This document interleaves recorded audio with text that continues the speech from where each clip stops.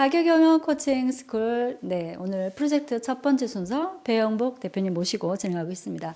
대표님, 본계법 독서법이라고 지금 네, 프로젝트 첫 번째 순서 진행하고 있는데 이거 무슨 아직 그야말로 듣보잡인데요. 네. 네, 번개적 하면 무슨 깨 이름인가, 상표 이름인가.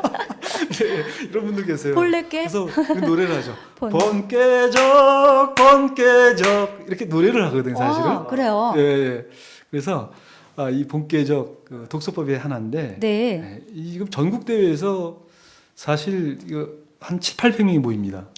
예, 모일 적에 2박 3일로 그냥 캠프할 때 독서만 유일하게 오로지 세미나하고 독서만 하는 분로 이제 네네네. 1년에 한 번씩 모이게 되는데.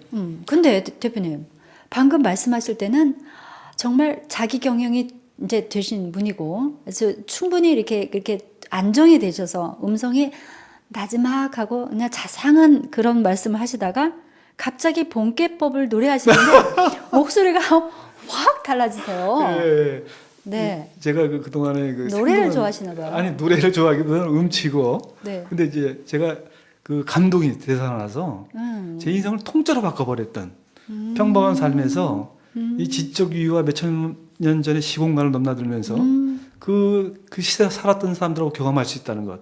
이거 엄청난 축복인 거예요. 맞습니다. 아유, 지금 50 넘어서 네. 이런 그 지적 유희를 즐길 수 있다는 거. 옛날 같은 50 넘어서 무슨 종로 파고다고 가고 그러는다는데, 그다음에 손잡으면 할 일이 없다고 이렇게 볼나이게 되면. 그렇죠, 그렇지 않습니다. 엄청난 축복입니다. 이 50년을 아주 행복하게 보낼 수 있는. 보는 사람도 굉장히 행복해 보이고. 네. 근데 지금까지 우리 대부분 죽은 독서를 하고 있어요. 죽은 독서를 하고 있다는 거죠. 보면 책이 깨끗해. 근데 네. 제 책 보면 아주 지저분합니다. 그러면 어떻게 해야 되나요? 그때 본계법 떠올랐던 독서법이. 그 깨달음 또 아이디어 이런 것들을 그대로 적습니다. 책에다가. 그 책에다가. 책에다 막 낙서해요. 읽는 책에다가. 저는 책 볼 적에 코칭할 적에 네. 막 낙서라고 합니다. 오늘 책을 깨끗이 보다 보니까 2000년의 로마 시대에도 제대로 역사를 움직였던 사람은 책에 메모를 하면서 제2의 저자가 되면서 그걸 효과적으로 자치적 자산으로 가져왔다는 거죠. 그렇군요. 네, 그래서 번개적 하면 아까도 이제 제가 노래를 불렀지만 네. 이 이제 본 것, 본 것. 책을 볼 적에는 네. 저자의 관점에서 본 것, 본 것인데 그 중에 저자의 통찰력과 해안이 있지 않습니까? 네, 그렇죠. 이분은 이 책을 만들기 위해서 어떤 생각을 벌써 했을까? 10년, 몇십 년을 갖다가 연구를 했고 어떤 건 몇천 년의 역사를 탐구를 해서 이 책을 썼지 네. 않습니까? 그러면 분명히 책 읽는 사람보다는 그쪽이 전문가라는 거죠. 네. 그런 측면에서 저자의 본 것, 저자의 관점으로 본 통찰력과 해안을 그 문장만 가져오는 거예요. 몇 네. 페이지 문장, 그것만 갖고 오는 거예요. 엑기스로. 그리고 깨달은 것은 뭐냐면 네. 내 입장에서 내가 깨달았던 그 어떤 문장, 그 문장 속에서 몇 페이지 문장인데 그걸 보고 어떤 걸 깨달았다. 그리고 이제 우리가 가장 간과하지 말아야 할 것은 적용이라는 그렇죠. 거예요. 그게 원래 없으면. 이제 되게 머리만 크고 실행하지 않는 사람 보고 이제 그런 얘기 많이 하지 않습니까? 근데 이제 이 적용이 중요하거든요. 삶에 자기 일이나 프로젝트에서 가정의 생활에서 그걸 적용해 봐야 됩니다. 그래서 이 책 한 가지에 네. 반드시 한 가지를 적용한다. 그래서 그걸 3개월 동안 지속해 본다.